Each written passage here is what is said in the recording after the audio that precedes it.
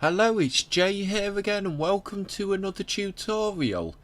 Today we're continuing on with the blood splatter script, and to begin with, let's make a few little changes.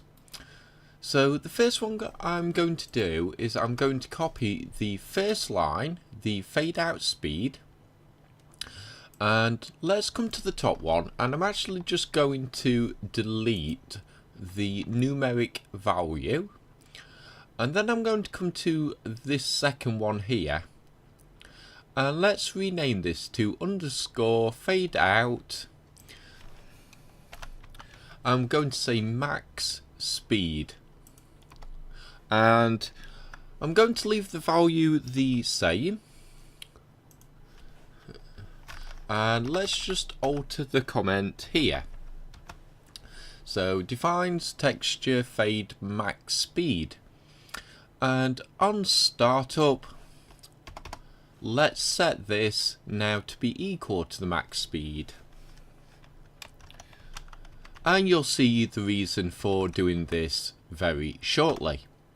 So underscore fade out speed, and let's make it equal to our max on startup.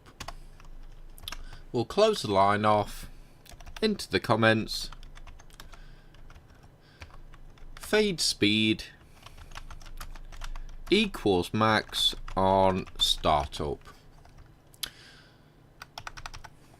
So now it should work exactly the same. It's just that we're setting a max value and setting this speed at nothing in the actual variable, but as soon as we start, the fade out speed now just becomes the fade out max speed here.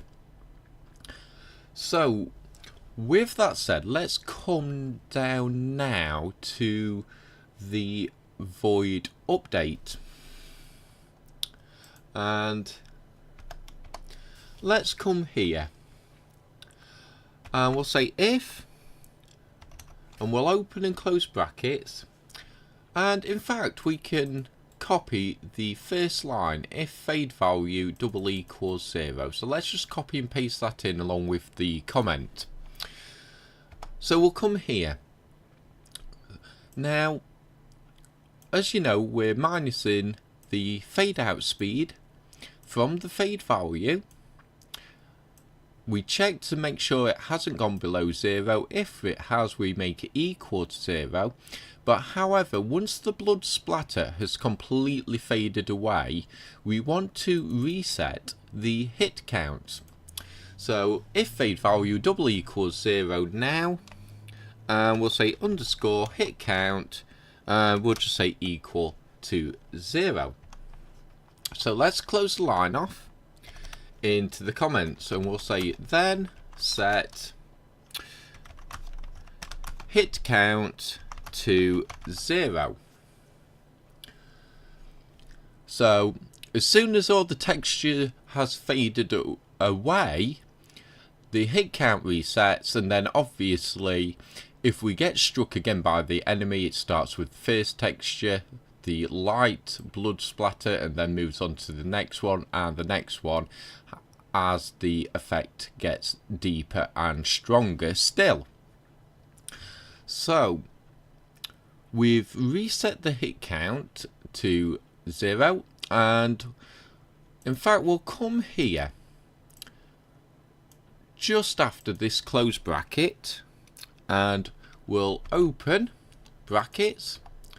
We'll come here, we'll enter, and we'll close, and we'll create a little block.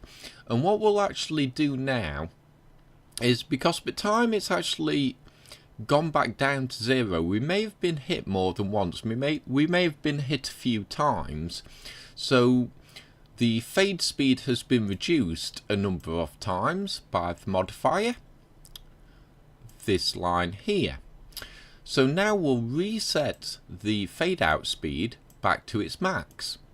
So we can just copy the same line we put in the void start, and we'll paste that in, and we'll just change the comment. So then set hit count to 0, and in this line we'll say and fade speed equal, and we'll just say equal to max, and we'll just save that off again. So again, now as soon as the texture has completely faded away, let's reset the hit count and reset the fade speed.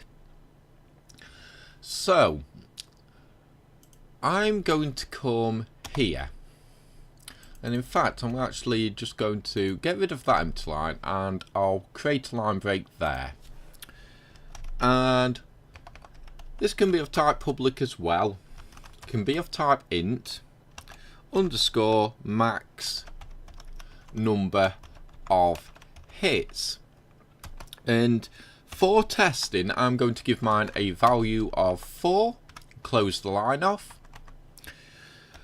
You'll probably want a higher value than this, but again, just for testing. So what's this variable for? Well, basically, as we get struck by the enemy, let's say you have a player that can be struck 20 times by an enemy before the player dies. The problem is then if you pile 20 textures on top of one another, you're going to end up at a point where the game becomes unplayable, because you've just got too many blood splatter effects and there's no way for the actual player to see what they are doing. So this sets a max value that once we hit it, we add no more texture to the blood effect. It's as deep and as strong as it's going to be. Again, this is a fairly low value of 4. But again, I'm just setting it at this for testing, and you can go ahead and experiment with this value. So let's put this into comments. So how to word this now? So we'll say defines max number of hits where we still add to, let's say, to the blood splatter effect. And as always, you can word your comment differently to mine here. So I hope this makes sense, and let's come down to the enemy hits block. So let's come here, and it needs to be below this line here, hit count plus equal enemy hits. And let's say if, we'll open and close brackets, we'll come inside, number, in fact it's, hit count is greater than, and we want max number of hits. No need to close the line off into the comments. So we'll say if hit count is greater than max, let's come to the next line, and we'll set hit count to be equal to the max, and we'll close the line off and into the comments. Then make number of hits equal to max, and we need to do another if block, and it wants to be here after we minus the fade out speed modifier from the fade out speed. And again we'll say if open and close brackets, come inside the brackets here, and we'll say fade out speed is less than, and in fact we'll create another variable here before we continue. We'll say public float underscore, and we'll say fade, let's just say fade lowest speed, yeah. And we're going to make this equal to 0.05 f. close line off, into the comments, defines the slowest possible fade speed. I'll just create a line break. So as you're aware, we minus the modifier from the max speed, but once it actually gets to the lowest speed, so the fade out speed actually comes all the way down to 0.05 f, we're not going to allow it to go down any lower than that. So yeah, let's put this into the if block now. So if fade out speed is less than the fade, where are we, fade lowest speed, no need to close line off, let's come into the comments. So we'll say if fade out speed is less than lowest, we'll come to the next line, and I'm sure you've guessed we're just going to make it equal to the lowest. So fade out speed equal, and we'll say fade lowest speed, close line off, into the comments. Then make fade out speed equal to lowest, and we'll save that off there. So we've now improved the script, which means it should actually work perfectly now. Again, as I always say, you will need to experiment with these values because these are only for testing.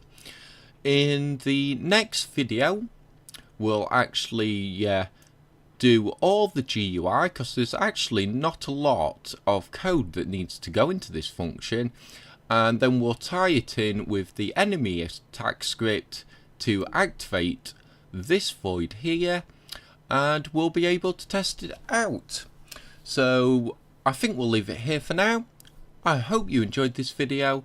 I hope to see you next time, and until then, as always, bye for now.